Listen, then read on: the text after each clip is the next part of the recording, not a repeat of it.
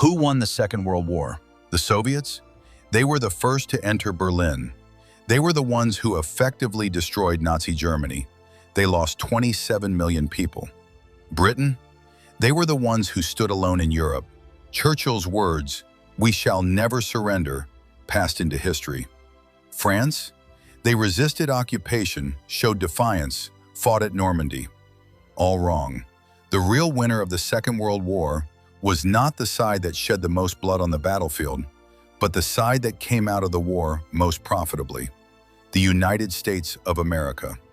But America did not win this victory the way you might expect, not through weapons, but through strategy. Not on the battlefield, but at a conference table, and through the most brilliant financial maneuver in history. Today we tell that story. This is Dark Past Stories TV, the history they never told you. 1939, the United States of America. The scars of the Great Depression were still fresh. The economic collapse that began in 1929 had lasted a decade. The unemployment rate had reached 25% at its peak. Millions of Americans were living on the edge of starvation. Roosevelt had managed to partially stabilize the economy through New Deal policies, but the United States was still carrying a heavy debt burden. It was a powerful but economically fragile nation on the international stage. And more importantly, Americans did not want to fight. Isolationism was a powerful current. "This is Europe's war. What does it have to do with us?" was a widespread attitude. Congress had even passed neutrality acts restricting the sale of weapons to foreign countries. Roosevelt thought differently. He was closely following developments in Europe. He could see Hitler's rise, Japan's expansion across Asia. But he could not go to war without convincing public opinion. December 7, 1941, Pearl Harbor. Japanese aircraft attacked the American naval base in Hawaii. 2,400 Americans lost their lives. 19 warships were damaged or sunk. The next day, Roosevelt went to Congress. Yesterday, December 7, 1941, a date which will live in infamy, he said. Congress declared war, and America was now at war.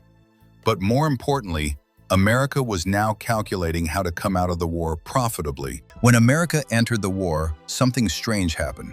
The economy exploded. The war solved what the Great Depression could not. Factories began operating at full capacity. Unemployment virtually disappeared. Women flooded into the factories. Rosie the Riveter became the symbol of this era. But the real story lies here. The United States was both equipping its own army and selling supplies to its allies. The Lend-Lease program. It began in March 1941. The United States had not yet entered the war. The program worked like this. The United States sent weapons, vehicles, and food to Britain, the Soviets, and France. Not without compensation, as lease or loan. Total amount, $50 billion. In today's value, $700 billion. This program saved the American economy. Factories were producing without pause. Workers were receiving wages. Companies were making profits. But most importantly, the war was happening not on American soil, but on European and Asian soil. While Europe was being reduced to rubble, America's factories, roads, ports, and cities all remained intact. In fact, they were stronger than before. After the war, Europe would need to be rebuilt. And who would provide the money, materials, and technology for that reconstruction? The United States. Roosevelt's team had made this calculation before the war was even over. July 1944. The war was not yet over. A small mountain town in the state of New Hampshire, Bretton Woods, the Mount Washington Hotel, 730 rooms, and inside it, 730 delegates who would shape the future of the world. Economists, bankers, and politicians from 44 countries gathered. The purpose was a single thing: to build the post-war world economy. But those sitting at the table were not equals. When the United States sat down at the table, it held 60% of the world's gold reserves. The economies of other countries were either devastated or drowning in debt. Power was with the United States, And the United States used this very skillfully. Two major proposals clashed at the conference. The first was the proposal of British economist John Maynard Keynes. Keynes proposed a new international currency called the Bancor, a neutral reserve currency belonging to no country. In this system, no country could gain an advantage. The second was the proposal of American economist Harry Dexter White. Let the system be built on the dollar. Let the dollar be fixed to gold, $35 per ounce of gold. Let other countries' currencies be fixed to the dollar. Which proposal won? The American proposal. Keynes represented Britain, but Britain was indebted and weak. It had no power at the table. White represented the United States, and the United States had both the gold and the military power. The result? The Bretton Woods Agreement. The dollar became the world's reserve currency. The International Monetary Fund, the IMF, was established. The World Bank was established, and both institutions were headquartered in Washington. The New World Order had been established, and at its center was the United States. How did the Bretton Woods system work? Very simple but extraordinarily clever. World trade was conducted in dollars. Oil was bought and sold in dollars. Countries held their reserves in dollars. What did this mean? As the world demanded dollars, the United States could print money, a privilege no other country possessed. French economists called this the exorbitant privilege, and this privilege gave the United States extraordinary power. Think about it. If a country wants to export, it needs to earn dollars. To earn dollars, it either needs to sell goods to the United States or borrow from the United States. In either case, the United States was at the center of the system. Oil was the keystone of this system. In 1973, the Bretton Woods system collapsed. Nixon removed the gold standard. The dollar was no longer tied to gold. Theoretically, the system had ended, but the petrodollar system came into play. Nixon made a secret agreement with Saudi Arabia. The Saudis would sell oil only in dollars. In return, the United States would protect the Saudi regime. OPEC countries joined this system, and the dollar continued to be the world's reserve currency, even without gold. Because everyone who wanted to buy oil needed to find dollars. This cycle continues today. 1947, Europe was in ruins. Cities were destroyed. Factories were not operating. Hunger was widespread. The cold winter was affecting millions, and Soviet influence was spreading. Communist parties were gaining strength in France and Italy. Greece was in civil war. Washington panicked. Secretary of State George Marshall gave a speech. He proposed a massive aid program for Europe's reconstruction. $12 billion. In today's value, approximately $150 billion. The Marshall Plan began. But now I am going to ask you something. Where did these $12 billion go? They did not go directly to European governments.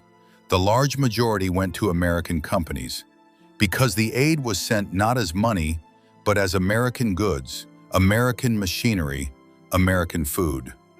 Europeans rebuilt, but with American products, with American technology, and by integrating into the American system. The Marshall Plan was both a humanitarian aid program and a clever marketing operation. Europe got back on its feet, but as it did so, it became tied to the American economy. It consumed American goods. It adopted the American system, and NATO was established. Western European countries came under the American military umbrella. They would be protected against the Soviet threat, but at the same time they would also serve American geopolitical interests. The Cold War is usually told as an ideological conflict: capitalism versus communism, freedom versus oppression, democracy versus dictatorship. But the economic dimension was far more decisive. Throughout the Cold War, the United States established bases across the world. It supported governments. It financed coups. It entered wars. These expenditures were on an unimaginable scale. But the United States could afford it because the dollar was the reserve currency. It could print as much money as it needed. The Soviets were at a disadvantage in this race. The ruble was not used in international trade. Every expenditure consumed real resources, and the arms race brought the Soviet economy to the brink of collapse. In 1991, the Soviet Union dissolved. The Cold War ended. The United States remained as the world's sole superpower. Was this victory won through the defense spending that intensified during the Reagan era in the last 20 years of the Cold War? Partly yes, but the real victory had been won in 1944 at Bretton Woods, because the dollar system had given the United States an economic advantage the Soviet Union could never possess. There was another legacy of the war. During the Second World War, the United States government made massive investments in research and development. The atomic bomb was the most famous of these investments. But during the same period, radar, computers, jet engines, penicillin, all emerged from the wartime research and development investments. After the war, this technology base was transferred to the civilian economy. Something began to grow at Stanford University. Engineers and scientists who returned to civilian life from the war era founded technology companies. They grew with government funding, and over time they became the world's greatest technology ecosystem, Silicon Valley, and the Internet. It began as ARPANET, a project of the United States Department of Defense, a communications network that could function even in a nuclear war. It gradually opened to civilian life and changed the world. Today, the world's largest technology companies are American: Apple, Microsoft, Google, Amazon, Meta.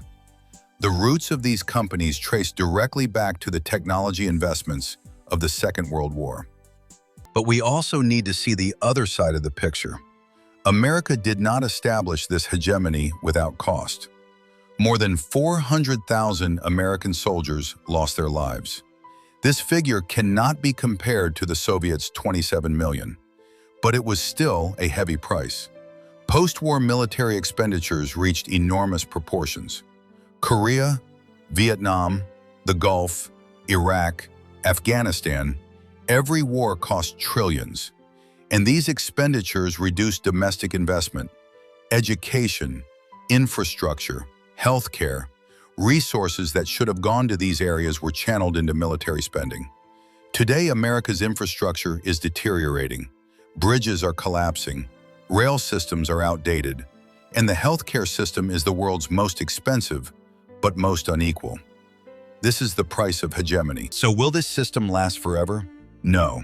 China has experienced extraordinary economic growth over the last 30 years. Today, it is the world's second largest economy, and it is trying to make the yuan more widely used in international trade. Russia and China have entered into a search for dollar alternatives in their bilateral trade. Some oil deals are now being made in yuan. The BRICS countries, Brazil, Russia, India, China, South Africa, are searching for alternatives to dollar hegemony. Cryptocurrencies are being debated. Central bank digital currencies are coming, and the United States has its own domestic problems. Enormous debt, political polarization, infrastructure problems, and growing inequality. In history, no hegemony has lasted forever. Rome collapsed. The British Empire collapsed. So when will the United States collapse? Perhaps it won't collapse. Perhaps it will transform. Perhaps it will share power. But this much can be said: the peak era of dollar hegemony is behind us. When we look at the Second World War, we see this. The Soviets shed the most blood. Britain resisted the longest. France showed defiance under occupation. But the United States followed the smartest strategy. It entered the war late, but at the right moment. It fought the war not on its own territory, but on other people's territory. While financing the war, it simultaneously built the post-war order, and those documents signed at Bretton Woods in 1944 provided a victory that could never have been won on any battlefield. Economic hegemony, control of the financial system, technological superiority, and the world's reserve currency. This victory was won not with bullets, but with dollars. There is a similar example in history. Before the First World War, the world's hegemonic power was Britain. The pound sterling was a reserve currency. The British Empire governed the four corners of the world. After two world wars, Britain was devastated. It was drowning in debt, and hegemony had changed hands. The dollar had replaced the pound. Now some are asking, will the yuan replace the dollar? The answer to this question is very complex. China's economy is large, but its political system is closed. Its financial system is not transparent, and trust in the yuan has not yet been established. But history tells us this: hegemons are temporary, systems change, and change usually happens during great conflicts. What will the next great conflict be, and who will come out of it most profitably?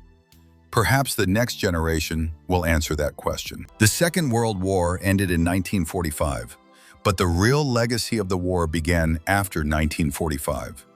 Bretton Woods, the IMF, the World Bank, the Marshall Plan, NATO, the petrodollar, Silicon Valley, the Internet. All of these are children of that war, and every dollar you use today is the spoils of war left to the winner. Who won the war? You are asking the wrong question. The right question is this: who came out of the war most profitably? The answer is clear: the United States of America. And it achieved this not with tanks, but with dollars. This is Dark Past Stories TV, the history they never told you.